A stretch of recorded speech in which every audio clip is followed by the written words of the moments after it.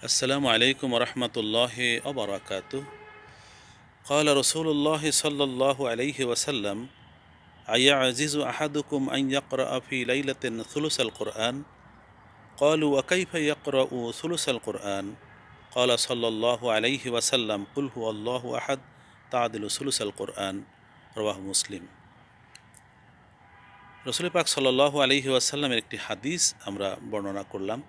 হাদিসটি মুসলিম শরীফে বর্ণিত হয়েছে এবং বর্ণনাকারী সাহাবী হলেন আবু দারদা রাদিয়াল্লাহু তাআলা আনহু। সাহাবী আবু দারদা রাদিয়াল্লাহু তাআলা আনহু বলছেন যে একবার রসুল পাক সাল্লাল্লাহু আলাইহি ওয়াসাল্লাম সাহাবীদের পরিবেষ্টিত হয়ে বসে আছেন। তখন তিনি সাহাবীদেরকে প্রশ্ন করলেন যে, আমার সাহাবীরা, তোমাদের মধ্যে কে পারে যে রাতের মধ্যে কোরআন শরীফের 1/3 তেলাওয়াত করতে?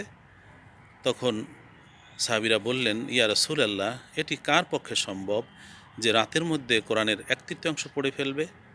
তখন নবী সাল্লাল্লাহু আলাইহি ওয়াসাল্লাম বললেন যে সূরা ইখলাস বা কুল হুয়াল্লাহু আহাদ এটি কোরআনের 1/3 সমান। অর্থাৎ যদি কেউ কুল হুয়াল্লাহ সূরাটি তেলাওয়াত পড়ে তাহলে তার কোরআন পাকের 3 ভাগের 1 ভাগ পড়া হয়ে যাবে। আসলে কুল হুয়াল্লাহ সূরা সম্পর্কে বেশ কতগুলো হাদিস বর্ণিত হয়েছে। একটি হাদিসে এমন রয়েছে, নবী সাল্লাল্লাহু আলাইহি ওয়াসাল্লাম একবার এক জায়গায় অভিযান পাঠালেন কয়েকজন সাহাবীকে নিয়ে। একজন সাহাবীকে তাদের মধ্যে নেতা বা ইমাম বানিয়ে দিলেন। তারা সফরে যে কদিন ছিলেন সে কদিন তিনি নামাজ পড়িয়েছেন, কিন্তু তিনি প্রত্যেক রাকাতে সূরা ইখলাস বা কুল হুয়াল্লাহ সূরা পড়েছেন। সাহাবীরা নিয়ে প্রশ্ন তুললেন। অবশেষে সফর থেকে ফিরে একজন সাহাবী নবী সাল্লাল্লাহু আলাইহি ওয়াসাল্লামের কাছে অভিযোগ দিলেন যে তিনি প্রত্যেক রাকাতেই সূরা ইখলাস পড়লেন। নবীজি ওই সাহাবীকে ডেকে জিজ্ঞেস করলেন, তুমি এটা কেন করলে?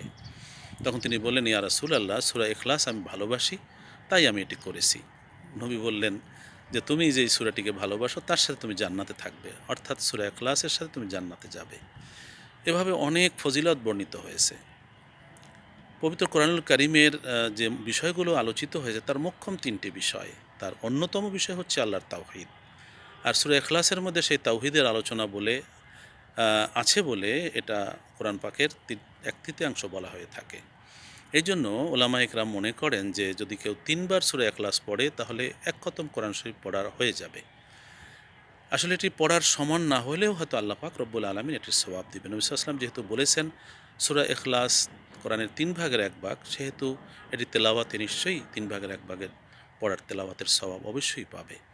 তো সেজন্যই আমরা যেন এটি বেশি বেশি তেলাওয়াত করি। নবী সাল্লাল্লাহু আলাইহি ওয়াসাল্লাম বিশেষ করে রাতের কথা বলছেন, আমরা যেন রাতে এটি তেলাওয়াত করি এবং সবসময় এটি যেন তেলাওয়াত করি। আল্লাহ পাক রব্বুল আলামিন আমাদের কোরআন পড়বার